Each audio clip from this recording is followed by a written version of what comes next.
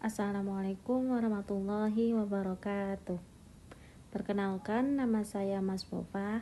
Saya di sini akan menjelaskan makalah saya yang berjudul Resensi dan Ringkasan. Di sini ada latar belakang resensi dan ringkasan. Dalam dunia pendidikan dan literasi, resensi dan ringkasan memiliki peranan penting. Resensi digunakan untuk menilai dan mengulas sebuah karya.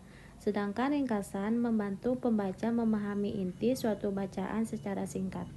Pemahaman yang baik tentang keduanya akan mempermudah siswa, mahasiswa maupun masyarakat umum dalam mengembangkan keterampilan literasi.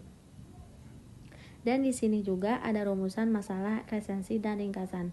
1. Apa pengertian resensi dan ringkasan? 2. Apa tujuan dan manfaat resensi serta ringkasan? 3. Bagaimana langkah-langkah membuat resensi dan ringkasan? 4. Apa perbedaan antara resensi dan ringkasan? Di sini juga ada tujuan masalah resensi dan ringkasan. 1. Menjelaskan pengertian resensi dan ringkasan. 2. Menguraikan tujuan manfaat keduanya. 3. Menyajikan langkah-langkah membuat resensi dan ringkasan. 4. Menunjukkan perbedaan antara resensi dan ringkasan. Di sini juga ada pengertian resensi.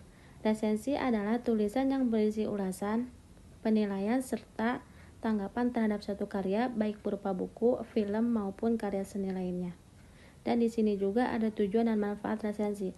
1. Memberikan informasi mengenai isi karya. 2. Menilai kelebihan dan kekurangan karya. 3. Menjadi sarana apresiasi terhadap karya. 4. Membantu pembaca memutuskan apakah perlu membaca atau menonton karya tersebut. Dan di sini juga ada struktur dan langkah menulis resensi.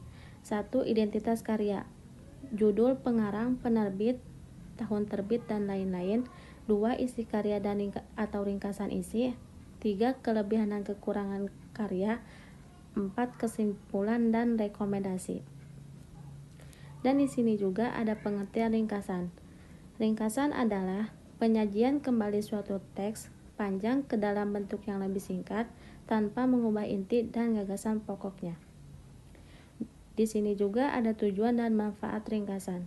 1. Memudahkan pembaca memahami isi teks dengan cepat. 2. Melatih keterampilan membaca kritis. 3. Membantu mengingat inti bacaan. Dan di sini juga ada langkah-langkah membuat ringkasan. 1. Membaca teks secara keseluruhan. 2. Menandai gagasan pokok setiap paragraf. 3. Menghapus detail yang tidak penting.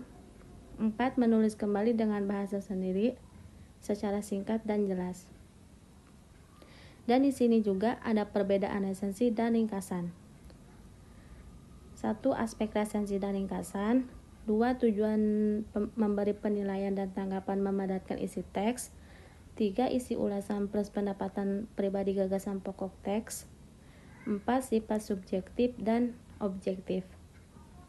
Jadi kesimpulan resensi dan ringkasan adalah merupakan dua bentuk tulisan yang berbeda, namun sama-sama penting dalam literasi. Resensi bersifat kritis dan evaluatif, sedangkan ringkasan bersifat padat dan informatif. Pemahaman yang baik mengenai keduanya akan memudahkan dalam membaca maupun menulis karya ilmiah.